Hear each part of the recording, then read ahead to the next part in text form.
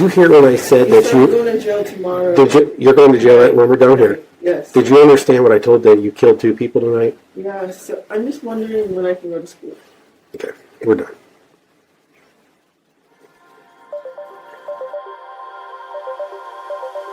Welcome to The List Place. Today's video is for all you true crime fans out there like us.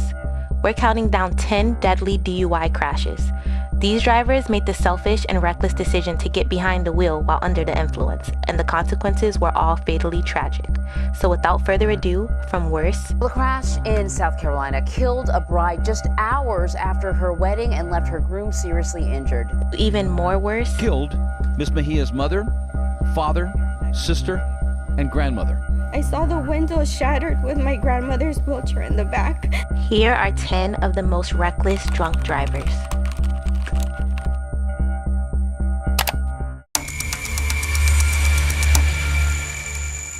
In San Diego, California, Alondra Marquez was charged with gross vehicular manslaughter and DUI causing injury. 2 friends from San Francisco, Jao Pham and Andy Lin, had headed to San Diego for a wedding.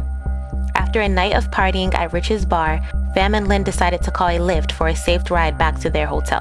Alondra Marquez, who was also out drinking that night, did not act as responsibly. Despite being visibly intoxicated, she made the reckless decision to get behind the wheel of her car. At a shocking speed of over 100 miles per hour, Marquez's car collided with the Lyft vehicle carrying Jao and Andy. The force of the impact was so severe that Jao Pham died instantly, while Andy Lin was left with a debilitating brain injury. The Lyft driver also suffered minor injuries. During the victim impact hearing, the families and friends of Jao and Andy accused Marquez of showing no remorse for her actions. Then show remorse! Show that you care! Show that you care and that you have a heart. Your actions have said others. I don't care to know you. The only reason why I do know you is because you murdered my partner! And if that wasn't horrifying enough, Marquez's blood alcohol level was found to be 2 to 3 times higher than the lawful amount of 0.08%. Your actions that night took my partner, my world, my everything! Alondra Marquez was sentenced to 13 years and 4 months in prison and pled guilty to all charges.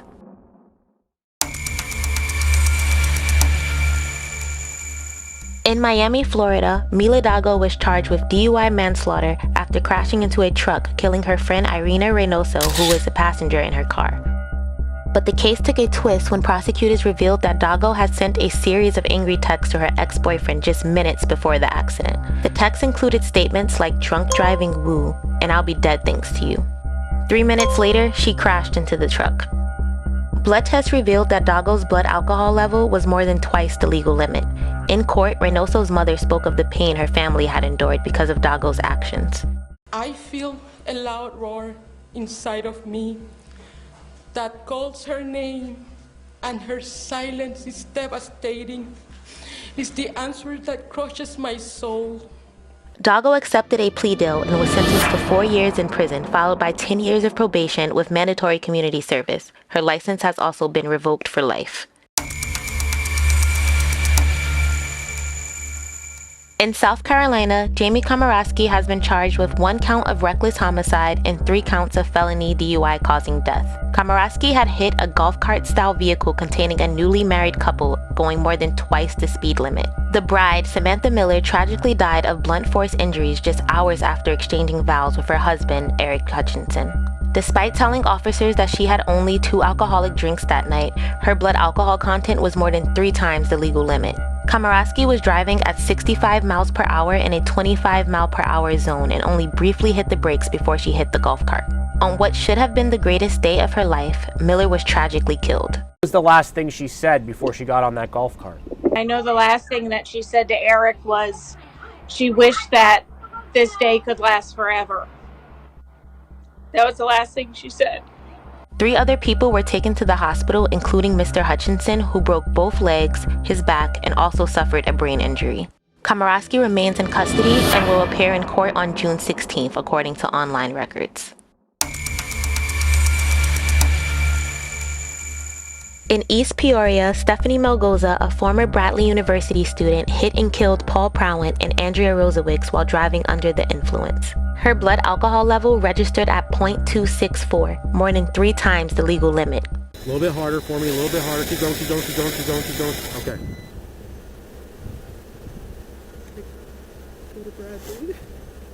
You're a Bradley student? I graduate in 4 weeks. You're a .264, okay? All right. Okay, go ahead and turn around for me and place your hands behind your back. You are under arrest for DUI.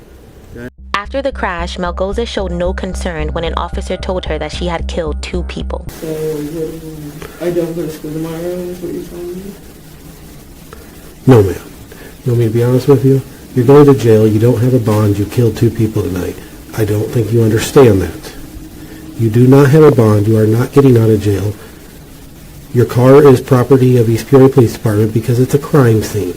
It killed 2 people tonight. You are clueless with that, clearly. I've already explained this to you. You're going to jail for reckless homicide tonight. You're going to jail for aggravated DUI for killing 2 people. That's what's going on. So no, you're not going to school tomorrow. You're not getting your car out of impound. Can I have a Tuesday for my night class? Did you just hear what I just told you? In police body camera footage, she can be seen dancing and singing. Shut up to you, Dad, you. Melgoza pled guilty in February 2023 to 2 counts, each of aggravated DUI and aggravated reckless driving. She was sentenced to 14 years in prison.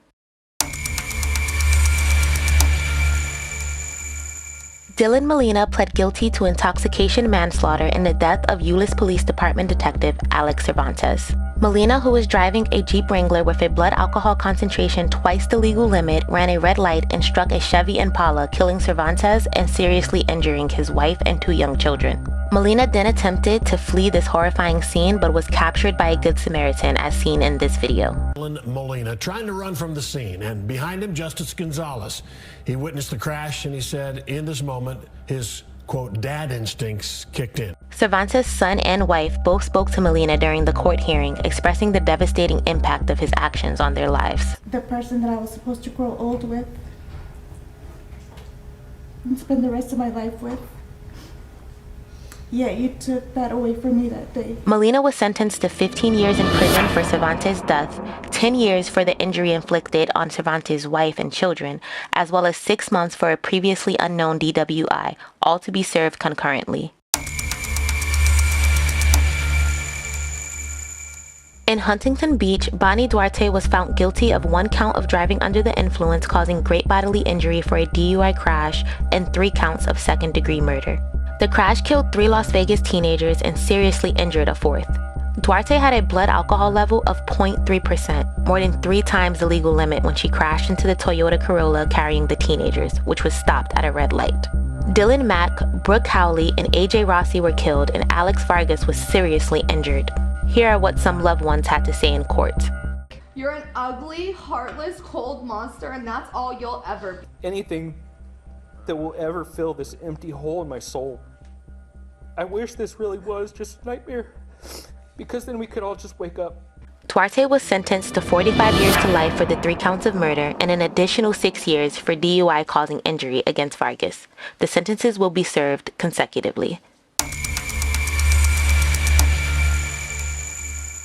In Diamond Bar, Los Angeles, Olivia Culbreth pled no contest to 6 counts of second-degree murder for a 2014 wrong-way crash that killed 6 people. Culbreth had been drinking in the early morning and drove against oncoming traffic on the freeway at speeds of up to 100 miles per hour.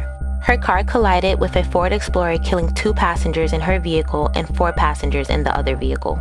No words.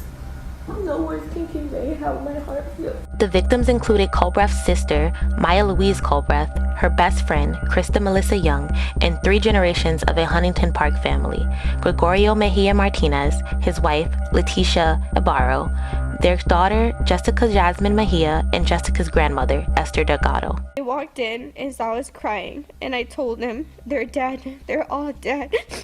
Through tears, Mary Mejia addressed the court today, never once looking at Olivia Culbreth, the woman who more than 4 years ago killed Miss Mejia's mother, father, sister, and grandmother. I saw the window shattered with my grandmother's wheelchair in the back. Cobreath's blood alcohol content was measured at 0.15%, and she had previously been arrested for DUI resulting in a collision. She was sentenced to 30 years to life and was also denied an appeal in 2020.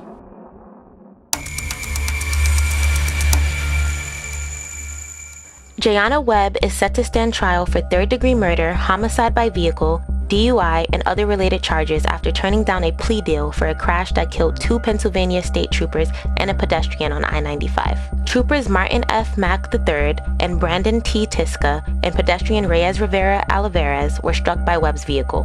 The troopers were attempting to put Olivares into custody and walk him back to their vehicle when they were struck by Webb, whose blood alcohol level was more than twice the legal limit. Here is some audio footage from right after the accident. It looks like a trooper might be down. They're doing CPR only right now. And at least three down radio. 1 trooper, 2 troopers down. On the highway with the two state troopers, they have the striking vehicle, 1 location, and the 2 females of that operating vehicle. They were doing a car stop trying to get an arrest on the southbound side. They were struck by a vehicle. Upon looking into Webb's social media accounts, investigators found Webb bragging about her ability to drive while under the influence. Webb's trial is scheduled for December 4th, 2023, so stay tuned for an update.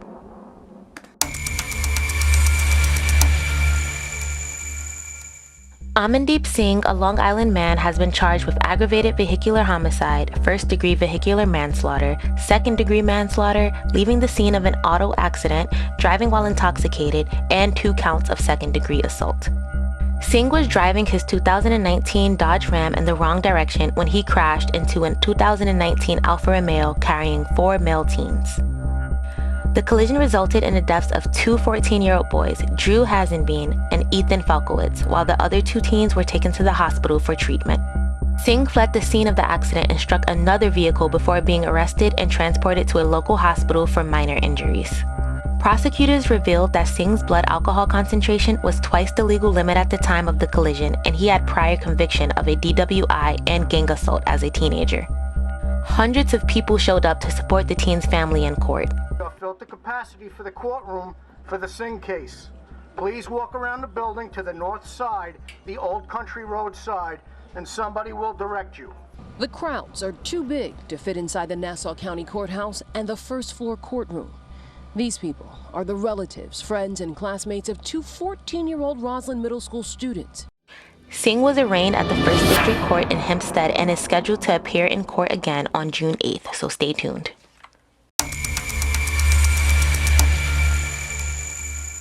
Larry Mahoney caused the deadliest drunk driving accident in U.S. history, known as the Carrollton bus crash on May 14, 1988. He was driving a Toyota pickup truck the wrong way while heavily intoxicated on Interstate 71 in Carroll County, Kentucky. He crashed into a bus carrying 67 passengers, consisting of mostly children from a church group. The impact caused the bus to burst into flames, and 24 children and 3 adults lost their lives due to smoke inhalation and severe burns. Many survivors were also left with physical and emotional trauma, including the arriving officers. Burned out bus, a strong stench of burnt flesh, a very saddened, gut-shaking experience. Mahoney was convicted of multiple charges, including 27 counts of second-degree manslaughter and 1 count of driving under the influence of intoxicants. Larry Mahoney received a 16-year sentence, but only served 10 of those years. Thanks for watching. Do you think any of these people didn't receive enough time? Please like, comment, subscribe, and let us know what list you want to see next.